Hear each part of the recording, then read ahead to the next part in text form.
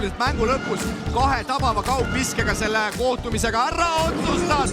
Me ei ole suutnud seda palli tegelikult korralikult sinna alla mängida. Tormi Niits ja Derek Kuus. Laane saab selle palli kätte kiirelt edasi Cheese'ile ja siit on vaja nüüd ära panna. Ja Cheese paneb ka. Aga vaid 24 punkti siis senise mänguaja jooksul on suutnud Rapla visata Tormi Niits. Aga minu andmetel Rootsi rahvuskoondisesse pole veel seni kuulunud. Laane ja nüüd tuli ära.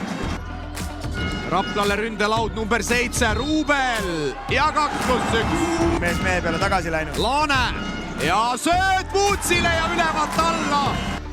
Davidjukil siin tegelikult esimese veerandi alguses olid päris head võimalused ja Rait Riivo Laane. Nii rutakalt pakutakse.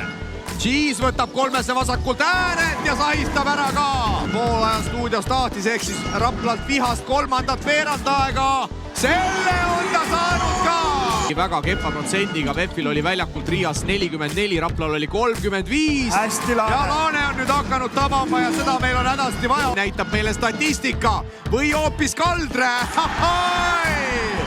63, Rapla -3 ning rünnakul.